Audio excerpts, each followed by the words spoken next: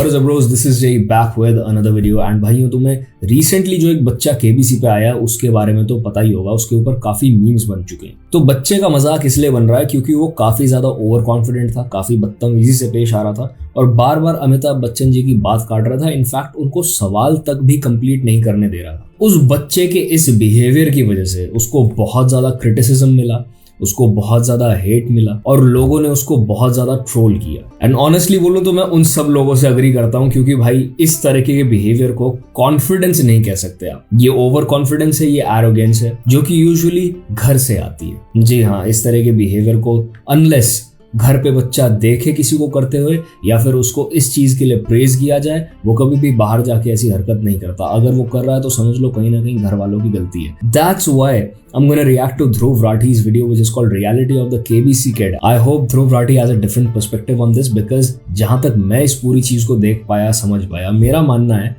Criticism इस बच्चे को कम और इसके पेरेंट्स को ज्यादा मिलना चाहिए। एक 10 साल का बच्चा पूरे सोशल मीडिया पर वायरल हो रहा है। मेरे को रूल्स पता है, इसीलिए आप अभी मेरे को रूल समझाने मत बैठना। अच्छा, अब सोशल मीडिया पर वायरलिटी को झेल पाना वैसे तो किसी बड़े आदमी के लिए भी बड़ी मुश्किल चीज है, लेकिन ये तो सिर्फ एक 5th क्लास का बच्चा था। सर ये भी कोई पूछने का सवाल है? लॉक कर दे। लॉक कर दो सर। एक क्या उसमें 4 लॉक लगा दो, लेकिन लॉक करो। अच्छा, ये जिन सवालों पे इतना ओवर कॉन्फिडेंट और इतना एरोगेंट बिहेव कर रहा था, वो सवाल भी कितने टुच्चे थे मैं तुम्हें बताऊं कि भाई ताले की पिक्चर है स्क्रीन पे और ये पूछा जा रहा है ये किस चीज की पिक्चर है, शतरंज में कितने राजा होते हैं। इस तरीके के आसान सवाल। एक मुश्किल सवाल आया रामायण को लेके और वहीं पे ये बच्चा फेल हो गया।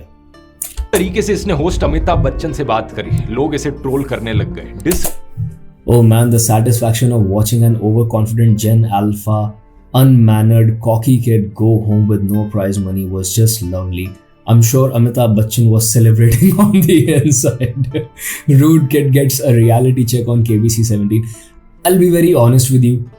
इस तरीके का फेलियर, इस तरीके से आके मुंह पे गिरना ऐसे बच्चों के लिए बहुत ज्यादा जरूरी है। इनफैक्ट इनके पेरेंट्स के लिए भी। भाई life has a way of teaching you, life has a way of humbling you down और मेरे ख्याल से वो इस बच्चे के लिए एक ये लेसन था लाइफ में बहुत ही अर्ली एज में। रिस्पेक्टफुल और एरोगेंट कहने लगे। कुछ लोगों ने तो सीधा इसके पेरेंट्स को ब्लेम किया। अगर आप अपने बच्चों को ह्यूमिलिटी, पेशेंस और मैनर्स नहीं सिखा सकते तो वो ऐसे रूड, ओवर कॉन्फिडेंट बन जाते हैं। यस, ये बिहेवियर कभी भी घर पे प्रमोट नहीं किए जाना चाहिए इन द नेम ऑफ कि हमारा बच्चा तो कॉन्फिडेंट है।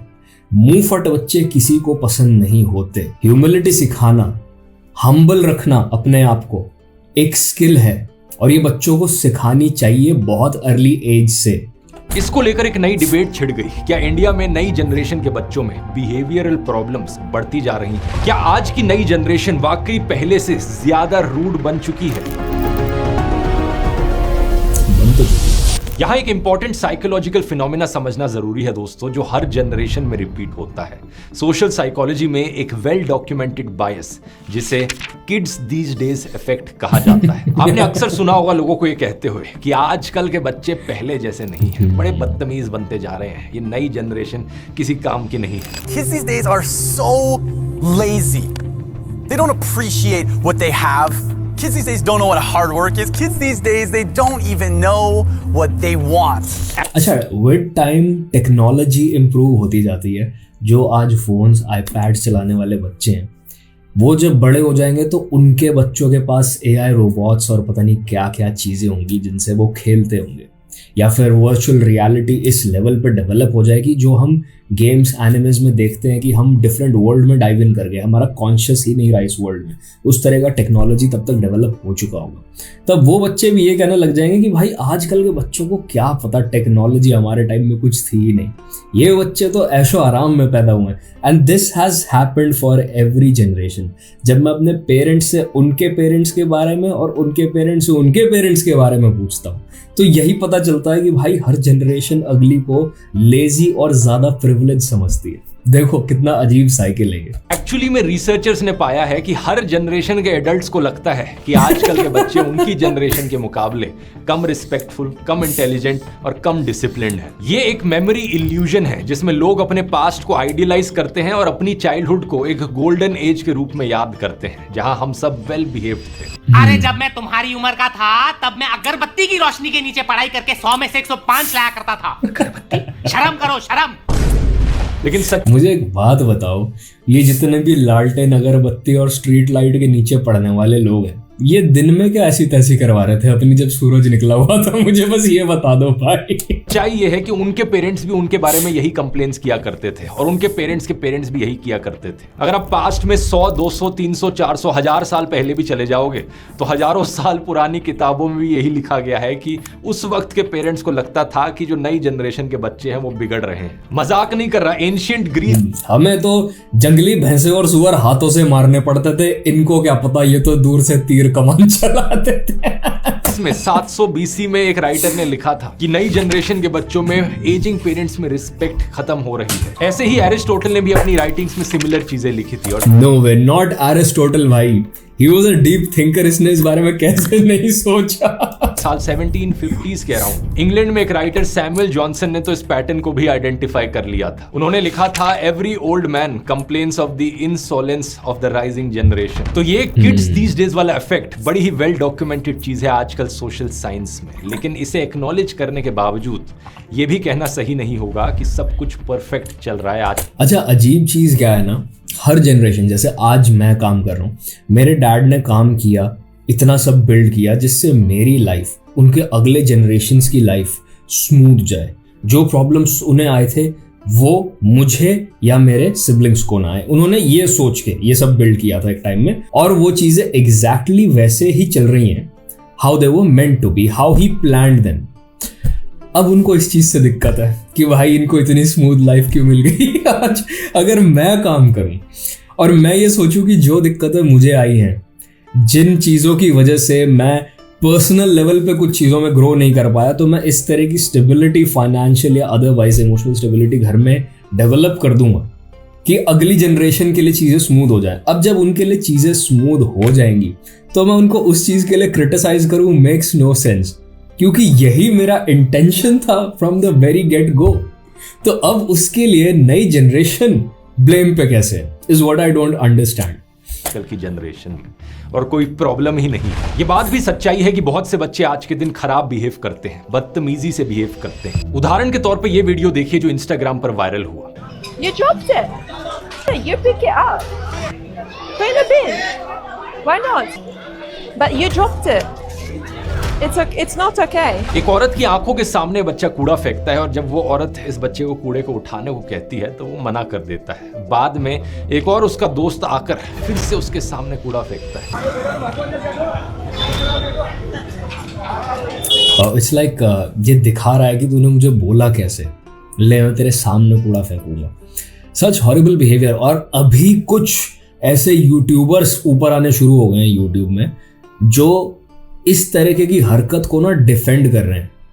और ये तुम्हें चाहे इंडिया हो, चाहे बांग्लादेश हो, पाकिस्तान हो, तुम्हें हर जगह जो इस तरफ की कंट्रीज है ना हमसे जुड़ी हुई, उनमें ये बिहेवियर देखने को मिल जाएगा कि सिविक सेंस नाम की कोई चीज़ नहीं है।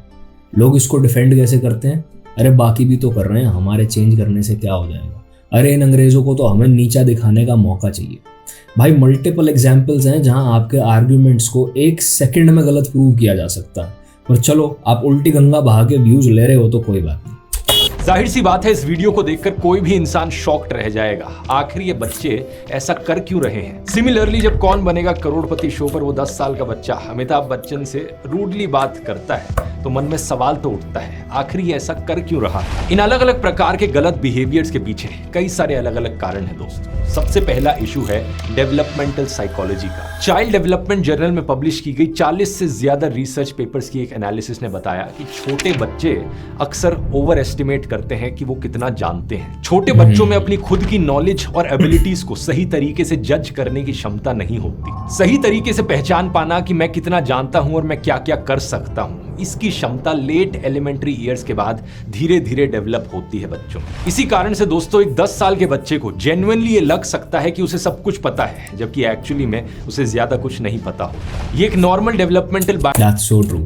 The older you grow, the more you realize, and not older body से बस दिमागी तौर पे, the older you grow, the more mature you get, the more you realize कि मैं बस इतना जानता हूँ कि मुझे ना बराबर पता है, कि I'm only scratching the surface of what the world actually has to offer. और फिर तुम ना चुप रहना शुरू कर देते हो. You only speak when necessary. You only speak about the things that you actually know about. तुम फालतू बात नहीं करते. पर जिन लोग का नॉलेज सबसे ज्यादा कम होता है किसी टॉपिक पे, वो अपने थॉट्स को, अपने ओपिनियंस को सेकंड गेस भी नहीं करते. एक सेकंड में वो डिबेट्स में घुस जाते हैं, वीडियोस बना देते हैं उन टॉपिक्स पे और उनको व्यूज भी मिल जाते हैं, just because they choose to speak without thinking. तो हाँ, जो आदमी दिमाग से डेवलप नहीं होता उस लेवल पे, उसको पूरी जिंदगी ऐसा लगता रहता है कि भाई मैं सब जानता हूँ और मेरे से ज्यादा नॉलेज किसी को नहीं है. है, लेकिन प्रेशर के अंडर ये एरोगेंस की तरह दिख सकता है. दूसरा, पिछले कुछ सालों में सोसाइटी के लेवल पर कई सारे ऐसे चेंजेस हुए हैं जो थ्रू आउट द हिस्ट्री पिछले हजारों सालों में शायद कभी नहीं देखने को मिले. अब ऐसी सिंगल चाइल्ड फैमिलीज दिखाई देती हैं जहां पर एक बच्चा है लेकिन उस पर ध्यान देने के लिए 6 लोग हैं.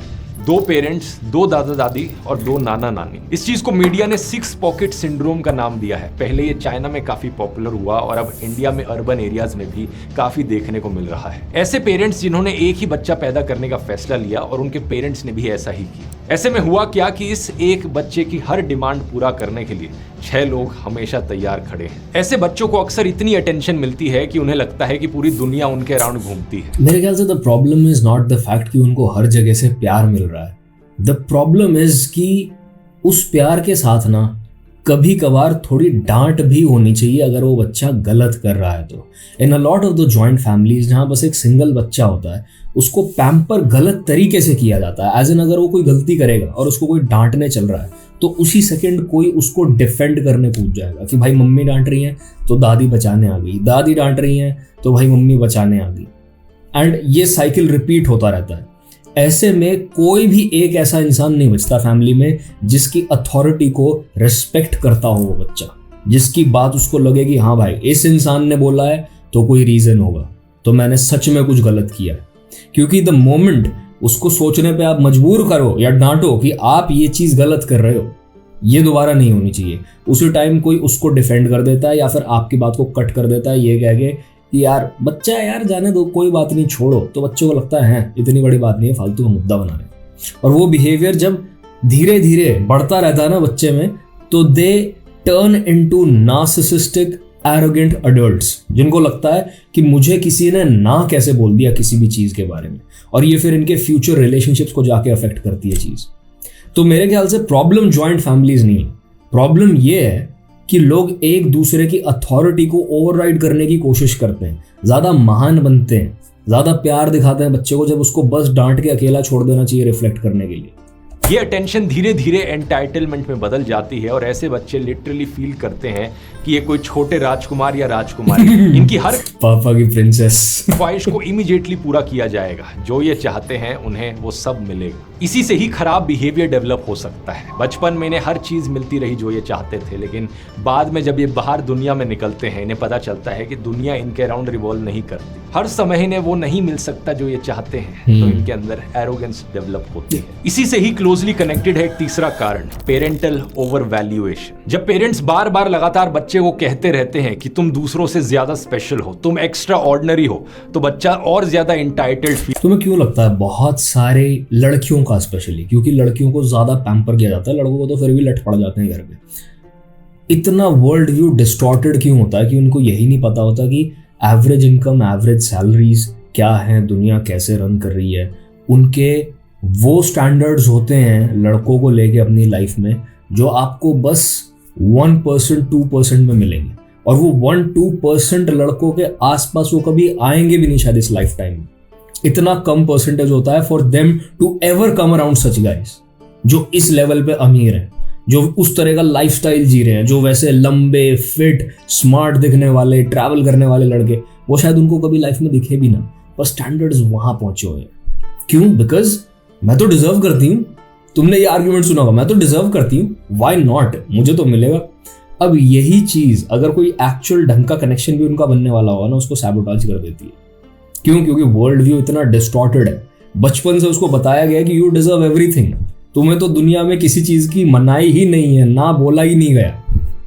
फील करता है, इससे बाद में जाकर नार्सिसिस्टिक पर्सनैलिटी डेवलप हो सकती है। वैसे बच्चों को स्पेशल फील कराना एक अच्छी बात है, लेकिन ये अगर हद से ज्यादा किया गया तो बच्चे के बिहेवियर के लिए अच्छा नहीं होता। ये करने से बच्चों को अक्सर मैसेज जाता है कि अगर तुम स्मार्ट हो, टैलेंटेड हो, तो थोड़ा एटीट्यूड और थोड़ी रूडनेस चल जाती है। मुझसे कोई नहीं जीत सकता, आई एम द बेस्ट। और फिर दोस्तों आती है मॉडर्न इंडियन पेरेंटिंग की शायद सबसे बड़ी प्रॉब्लम, बच्चों को नहीं बोलने से डरना। मॉडर्न इंडियन पेरेंट्स ने लिटरली नहीं बोलना बंद कर दिया है। 2022 में ट्वीक इन जेंटल पेरेंटिंग, मैं बता रहा हूँ आधी से ज्यादा दुनिया की प्रॉब्लम्स खत्म हो जाए अगर जेंटल पेरेंटिंग खत्म हो जाए इस दुनिया में से।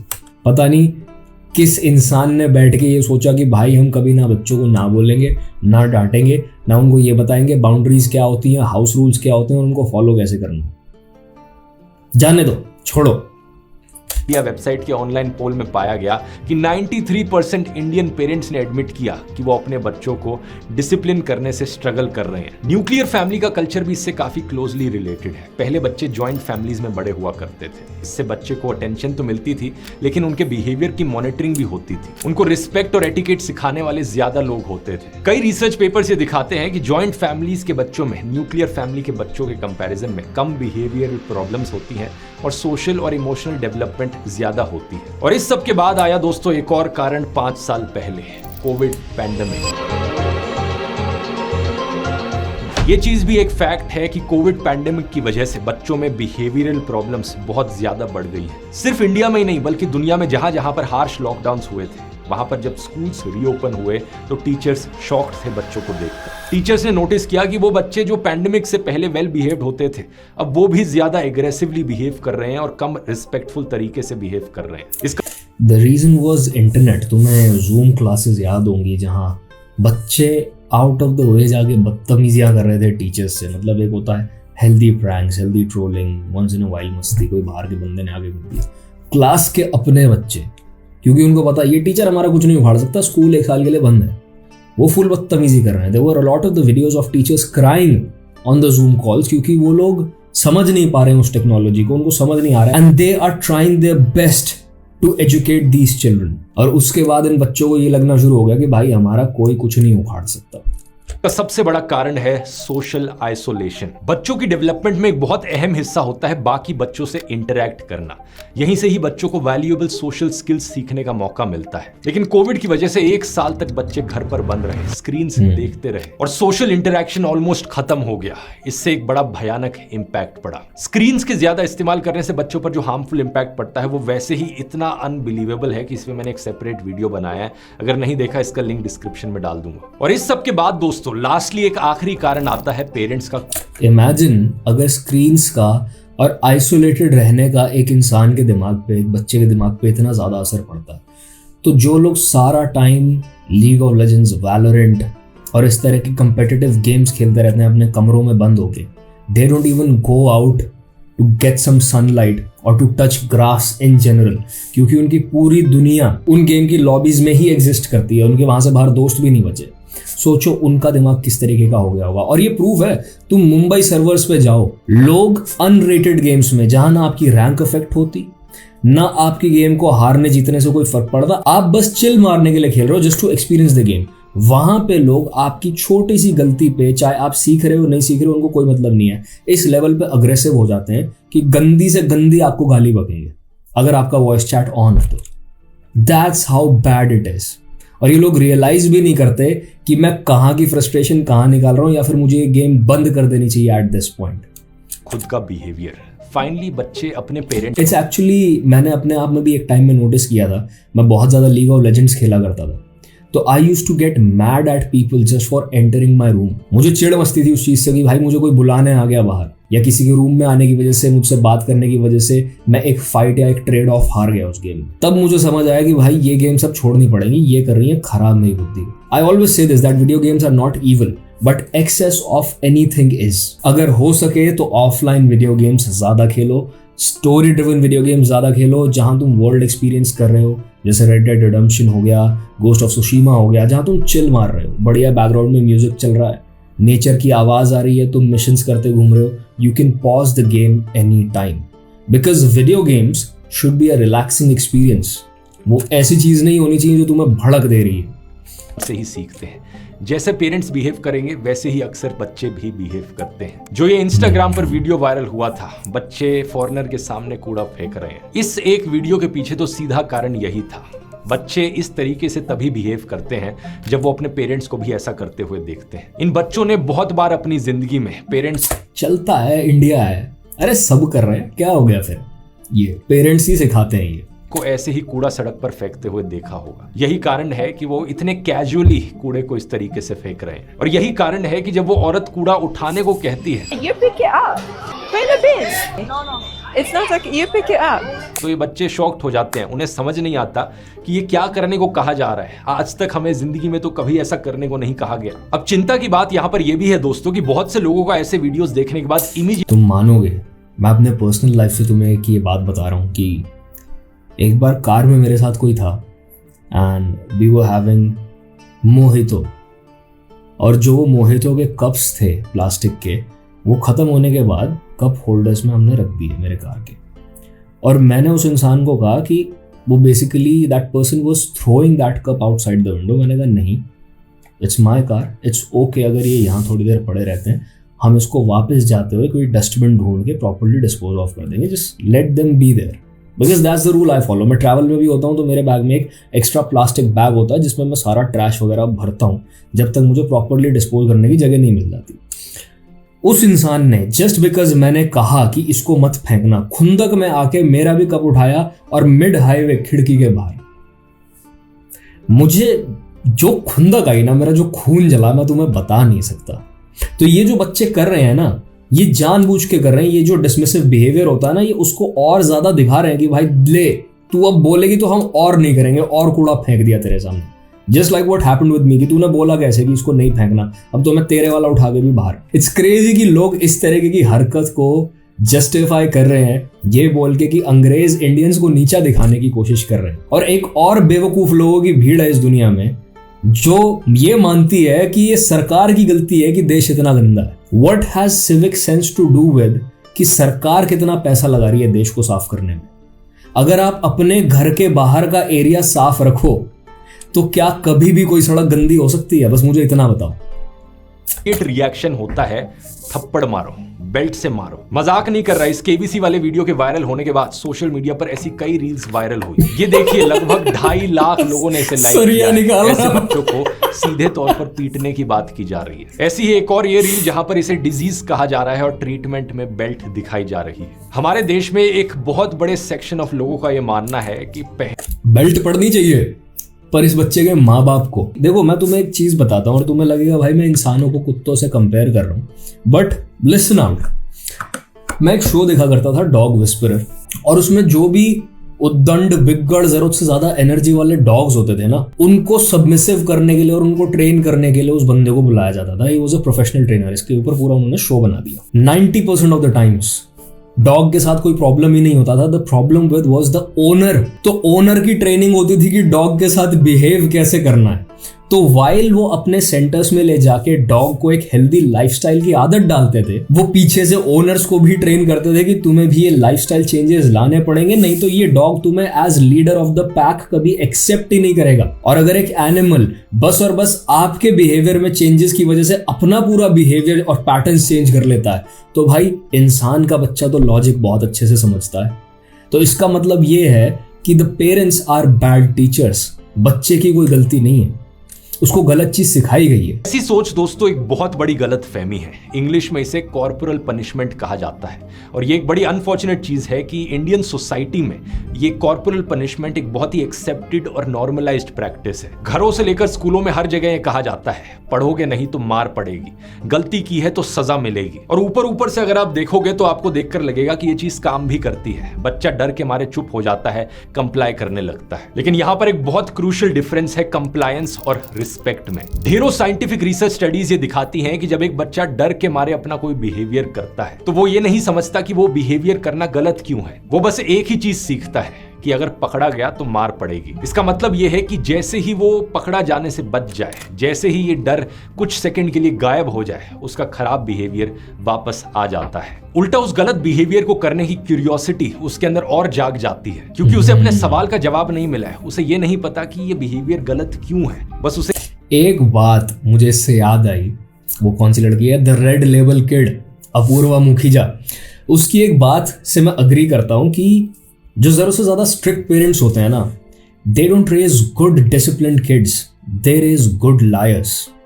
फॉर्चुनेटली फॉर मी, पता नहीं क्यों मेरे पेरेंट्स ने बस मुझे लॉजिकली बात समझाई, स्पेशली माय मदर। उन्होंने बस मुझे ये बताया कि ये चीज़ गलत क्यों है, सिगरेट्स पीना गलत क्यों है, शराब पीना गलत क्यों है, और ये हमारी फैमिली में रहे एग्जाम्पल्स जिन लोगों ने इन चीज़ों की वजह से अपनी लाइफ खराब कर ली। तो अब आपको जो इस इंफॉर्मेशन के साथ करना है करो। एंड समहाउ मैं कभी क्यूरियस ही नहीं हुआ इन चीज़ों को लेकर। To this day I have never touched a smoke, और ना मुझे फर्क पड़ता, जबकि मेरे सर्कल्स में सारे लोग स्मोक करते हैं, गंजेड़ी हैं। Specially one of my friends, उसके पेरेंट्स को तो बहुत ही गुस्सा आया था जब उनको पता चला वो इन हैबिट्स में, और उन्होंने मारपीट भी की उसके साथ। उसके बाद भी वो कभी रुका नहीं, फाइनली उसके पेरेंट्स ही हार मान गए। तो हाँ, ये बहुत सच है कि अगर आप मारपीट करके ये सोचोगे कि हमने बच्चे को सुधार दिया, तो वो सुधरेगा नहीं, वो बस अपनी गलती को ज्यादा अच्छे से छुपाना सीख जाएगा। आप एक बेहतर चोर को जन्म दे दोगे बस।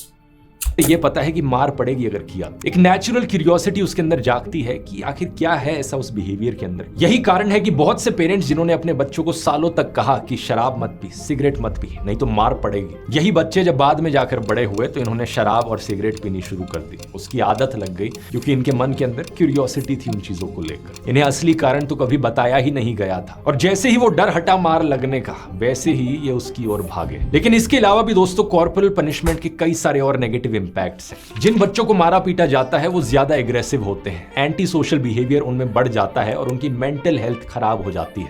बाद में जाकर उनका कॉन्फिडेंस भी खराब हो जाता है। ये सब देख के ना मुझे बुरा भी लगता है, गुस्सा भी आता है। ऑनेस्टली कभी भी ना कुछ सीखना एक्साइटिंग होना चाहिए, ना कि स्ट्रेसफुल। बट क्योंकि ज्यादातर लोग इस दुनिया में हॉरिबल टीचर्स हैं और वो इस बात को एक्सेप्ट करके राजी नहीं है, तो वो इस तरह की हरकत करते हैं, बच्चों के लिए इतना खराब एक्सपीरियंस कर देते हैं पढ़ाई लिखाई को। नो वंडर बच्चे बड़े होते होते उस चीज से नफरत करने लग जाते हैं। लोगों में अडल्ट्स होके भी अडल्ट्स वाला पेशेंस कैसे नहीं है, मुझे समझ नहीं आती। वो क्यों अपने अडल्ट वेल डेवलप्ड ब्रेन को एक डेवलपिंग बच्चे के ब्रेन से कंपेयर करते हैं और ये सोचते हैं कि मैं 5 बार समझा चुका हूं तो इसको समझ कैसे नहीं आ रही। Being a personal trainer, I know कि लोगों को एक ही एक्सरसाइज की फॉर्म मुझे 20 बार करेक्ट करवानी पड़ती है रोबोट की तरह, और फिर वो इवेंचुअली 21वीं बार 22वीं बार उसको सही कर लेते हैं। वो जितनी बार गलती कर रहे हैं, I am observant enough to understand, अगर 15वीं बार उन्होंने सेम चीज को फेल किया है तो दे फेल्ड बेटर। वो स्लाइट इंप्रूवमेंट मैं ऑब्जर्व कर पा रहा हूं, एंड इवन दो उनको पता नहीं चलता ग्रोथ हो रही है, मुझे पता चल रहा होता है, तो मैं उनको बोलता रहता हूं दोबारा करो, and eventually form smoothen out हो जाती है। उनको बहुत इजीली करना आ जाता है। तो अगर आप में वो 1% चेंज ऑब्जर्व करने की कैपेसिटी नहीं है, कैपेबिलिटी नहीं है, तो ये बच्चे की गलती नहीं है, तो ये सीखने वाले की गलती नहीं है, ये बस सिखाने वाले की गलती है और इम्पेशंस है। आपके मन में आएगा कि अगर ये सॉल्यूशन नहीं है तो क्या है। बात यह है दोस्तों, मैंने अभी तक आपको 2 एक्सट्रीम्स दिखाए हैं। एक एक्सट्रीम है कि बच्चे को मारना पीटना और डर के साथ सिखाना, और दूसरा एक्सट्रीम है कि बच्चे को कभी मना ही ना करना, इतना सेंटर ऑफ अटेंशन बना देना कि उसके अंदर एंटाइटलमेंट और एरोगेंस आ जाए। इस दूसरे एक्सट्रीम में बच्चों को लगता है कि किसी भी बिहेवियर का कोई कॉन्सिक्वेंस नहीं होता, इसी की वजह से वो सेल्फ कंट्रोल या अनकंफर्टेबल सिचुएशन में ठंडा दिमाग रख पाना, ये सारे बिहेवियर्स नहीं डेवलप कर पाते। हमारे समाज में दिक्कत ये है कि जैसे जैसे ये एक एक्सट्रीम बंद होने लगा, लोग दूसरे एक्सट्रीम की तरफ भाग लिए। अर्बन एरियाज में फियर बेस्ड पेरेंटिंग तो बंद हो गई, लेकिन उसकी जगह टीचर्स और पेरेंट्स को पॉजिटिव डिसिप्लिन टेक्निक्स में प्रॉपरली ट्रेन नहीं किया गया। रिजल्ट ये है कि फियर तो खत्म हो गया, लेकिन उसकी जगह रिस्पेक्ट नहीं आई। इस चीज का दोस्तों असली सॉल्यूशन है बैलेंस्ड पेरेंटिंग, ना बहुत ज्यादा स्ट्रिक्ट, ना बहुत ज्यादा लीनियंट। साइकोलॉजिस्ट इसे अथॉरिटेटिव पेरेंटिंग कहते हैं, जहां पेरेंट्स अपने बच्चों से प्यार करते। तुम्हें पता है एक बहुत बड़ी चीज क्या होती है कि बहुत सारे लोग ना बच्चे के कुछ बहुत बड़ा गलत करने का वेट करते हैं।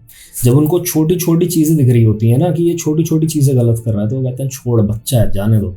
बट उसको तुम थोड़ा थोड़ा टोकोगे ना, थोड़ा थोड़ा, तो एक बहुत बड़ी डांट से बच जाएगा, क्योंकि उसका ब्रेन कंडीशन हो जाएगा ये समझने के लिए कि जिस चीज के लिए टोका जा रहा है मतलब वो करना कहीं ना कहीं गलत है। इवेंचुअली वो बच्चा वही रेपिटेशन वाला तरीका, वो काम करने से रुक जाएगा। पहले थोड़ा इंटेंसिटी उस काम की कम करेगा, इवेंचुअली रुक जाएगा। पर अगर वो एक लेस जैसे तुम्हारे घर में एक लैंप है, वो उसके साथ छेड़ाछाड़ी करता है, तुम्हें पता है ये कांच की चीज़ है, गिर के टूट जाएगी। वो थोड़ा थोड़ा हिला रहा है, तुम कह रहे हो बच्चे हैं, कोई नहीं, चलता है, इतना तो सब करते हैं। और एक दिन वो लैंप गिरता है, टूट जाता है और उस बच्चे को उससे इंजरी हो जाती है। अब आप चिल्ला रहे हो, डांट रहे हो, बुरी तरह डांट रहे हो ऑलरेडी डरे हुए बच्चे को, जिसको पता है मुझसे कुछ बहुत बड़ी गलती हो गई है। वो कभी भी काम नहीं आती डांट।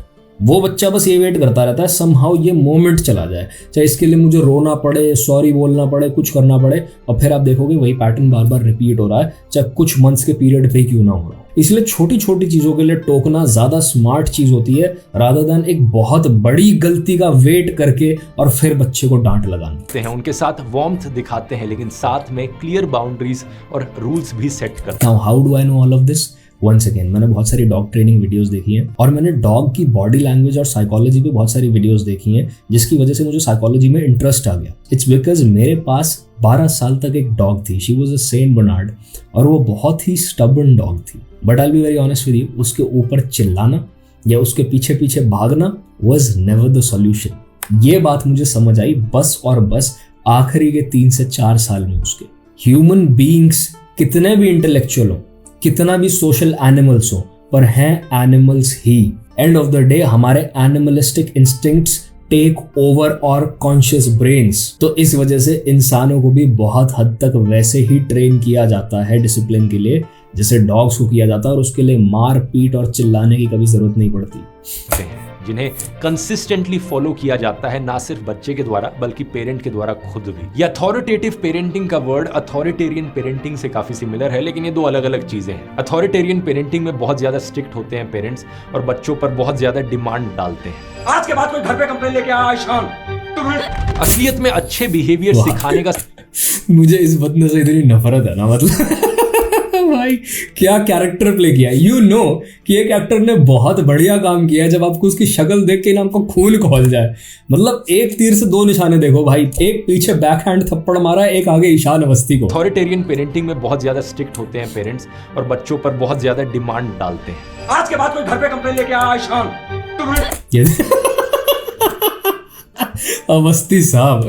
असलियत में अच्छे बिहेवियर सिखाने का सही तरीका है कि सबसे पहले एज अ पेरेंट आप उन्हें खुद फॉलो करो। आप खुद वैसे बिहेव करो जैसा कि आप चाहते हो कि आपका बच्चा बिहेव करे। कूड़ा कभी सड़क पर नहीं फेंकना, हमेशा डस्टबिन में फेंकना है। डस्टबिन नहीं मिले तो अपने पास अपनी पॉकेट में रखना है। दूसरों के सामने कभी भी ओवर कॉन्फिडेंट और एरोगेंट नहीं रहना, हमेशा ह्यूमिलिटी और एम्पैथी से पेश आना है। दूसरी चीज, अगर आपके अच्छे बिहेवियर के बावजूद बच्चा कोई गलत बिहेवियर करता है तो आपको उसे बोलकर समझाना है, आपको एक्सप्लेन करना है कि वो चीज करनी गलत एग्जैक्टली क्यों है, वो गलत चीज करने से क्या नेगेटिव कॉन्सिक्वेंसेस होते हैं, उसे सोचने पर मजबूर करना है। और ये मत एक्सपेक्ट करना कि एक बार समझाने से बच्चा तो पता है बहुत सारे लोग इस चीज को ऐसे सोचते हैं, बच्चा है इसको क्या समझ आएगी बड़े लोगों की बातें। बट ये बिल्कुल भी सच नहीं है। जब आप बच्चे को बिठा के उससे लॉजिकल कॉन्वर्सेशन करो, चाहे उसको पूरी बात का 10% ही समझ आए, बट द फैक्ट कि आपके बॉडी लैंग्वेज और आपके डिमीनर से उस बच्चे को ऐसा लग रहा था कि मुझे इस सिचुएशन में सीरियसली ना ही तो लिया जा रहा है, बट मुझसे एक सीरियस डिस्कशन की जा रही है। तो इस पूरी बात का कुछ तो मतलब है, चाहे मुझे समझ आए ना आए, तो वो लॉन्ग रन में उस बच्चे के बिहेवियर में फर्क लाती है। And bro trust me, I have done this with my भांजा।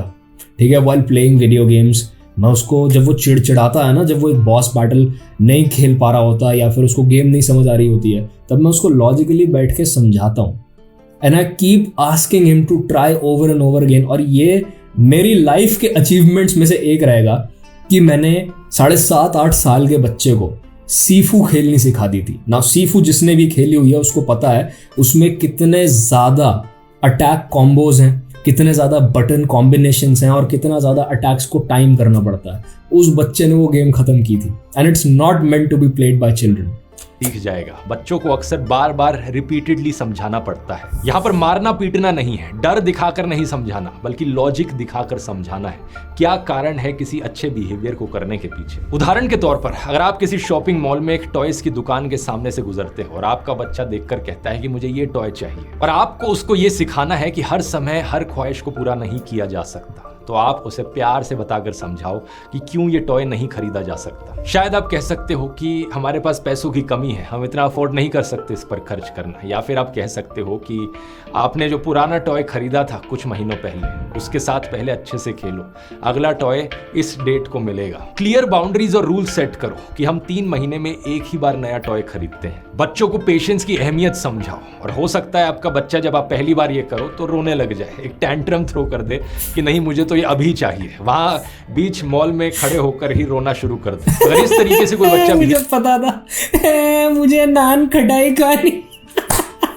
करता है तो भी उसे मारना पीटना नहीं है, उसे दोबारा यही चीज दोहराकर बोलकर समझाना है। लेकिन आपको बार बार अपने द्वारा बनाए गए रूल्स और बाउंड्रीज याद दिलानी है। ऐसा करने से ही धीरे धीरे बच्चों में सही बिहेवियर्स डेवलप होते हैं। बाकी और डिटेल में अगर आप समझना चाहते हो अपनी किसी पर्सनल सिचुएशन को, ये भाई हर जनरेशन के बच्चे करते हैं। This has nothing to do with Gen Z, Gen Alpha. मेरी माँ मुझे बताती है कि मैं बचपन में ऐसे एक दुकान के आगे ना जमीन में बैठ जाया करता था चिप्स लेने के लिए। तो भाई मारना पीटना सॉल्यूशन नहीं है, डेफिनेटली नहीं है। क्योंकि आप बच्चे को मार पीट करके ले भी जाओगे तो बच्चा उस टाइम में यही समझेगा कि अच्छा मैं छोटा हूं ना, मेरे में जान कम है, इसलिए मुझसे ये बड़ा जानवर मुझे मार रहा है, मुझे एक बार बड़ा होने दो। एंड तुम सब इस बात से अग्री करोगे क्योंकि कभी ना कभी हम बचपन में ये सोच चुके हैं कि भाई मुझे एक बार बड़ा होने दो, फिर मैं बताता हूँ मारते कैसे। सब्सक्राइब करके कि एग्जैक्टली मुझे इस सिचुएशन में कैसे बिहेव करना चाहिए, तो किसी एआई चैटबॉट से अथॉरिटेटिव पेरेंट ना एआई फिएस्टा की बिल्कुल भी मैं प्रमोशन नहीं देखने वाला हूँ ध्रुव भाई। है ऑडियंस इफेक्ट। एक बच्चा जब टेलीविजन शो पर बैठा होता है जहां कैमरास हर एंगल से उस पर पॉइंट कर रहे होते हैं, उसके दोस्त देख रहे होते हैं, उसके पेरेंट्स देख रहे होते हैं, तो उसका बिहेवियर काफी अलग होता है यूजुअल बिहेवियर से। ये जो क्लिप वायरल जा रही है उसमें एक चीज नोटिस करो, जब इस बच्चे ने पहली बार बोला कि आप मेरे को रूल समझाने मत बैठना, तो ऑडियंस ने ताली बजाकर और हंसकर जवाब दिया, मेरे को रूल्स पता है इसीलिए आप अभी मेरे को रूल समझाने मत बैठना। अच्छा जब ये फैमिलीज में भी जब होता है ना कि कोई मुंहफट बच्चा बड़ बोला बच्चा कुछ ऐसी गलत बात बोल जाता, तो लोग हंसते हैं उस बात को, या तो टालने के लिए या कुछ मान लो ऐसे कि यार बच्चा है क्या फनी बात बोल रहा है। बट द फैक्ट इज कि आप उस टाइम पे एक गलत बिहेवियर को प्रमोट कर रहे हो, आपने उसको अप्रिसिएशन दे दिया वो काम करने का, तो उसको लग रहा है ये काम करने से मुझे अटेंशन मिलती है, सबकी वाहवाही मिलती है, और ये बहुत प्रॉब्लमैटिक चीज हो जाती है फ्यूचर में जाके।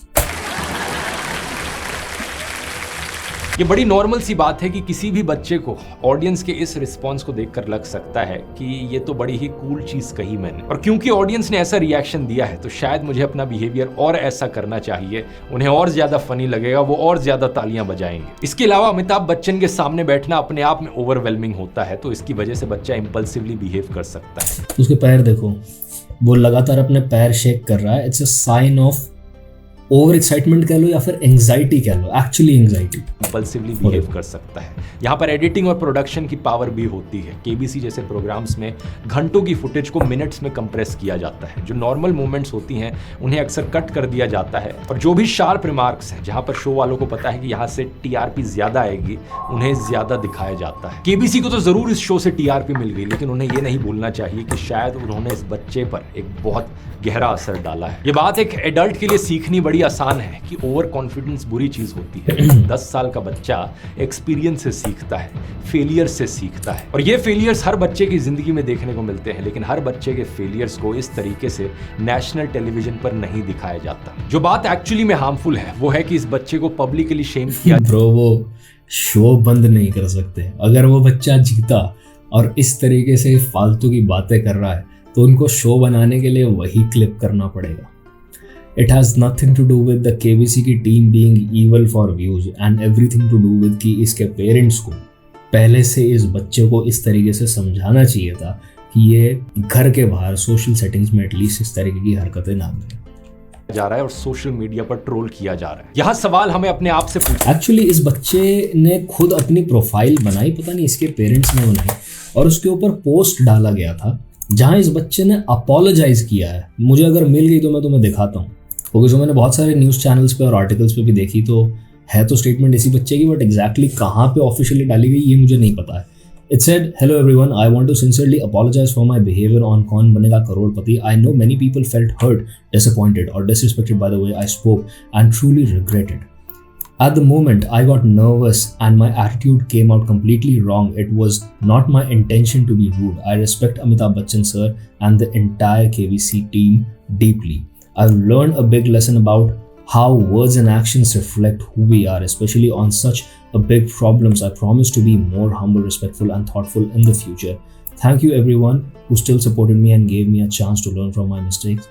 The KBC boy." Like I said, उसका वो पैर हिलाना, आंखें बहुत ज़्यादा स्पीड पे ब्लिंक होना are all signs of him being anxious and nervous. और कई बार लोग जो फालतू में लाउड होते तुम्हें देखेंगे, तुम्हें एक्चुअली रियलाइज होगा कि डीप डाउन ये लोग डरपोक हैं या इनसिक्योर हैं और उस वजह से ऐसा कर रहे हैं उस चीज को कवर अप करने के लिए। बहुत सारे लेयर्स होते हैं किसी के बिहेवियर के पीछे की साइकोलॉजी के, तो definitely this kid should not get the kind of hate जो उसको मिल रहा है, क्योंकि यार इतने छोटे बच्चे की स्कूल और पर्सनल लाइफ भी अफेक्ट होती है।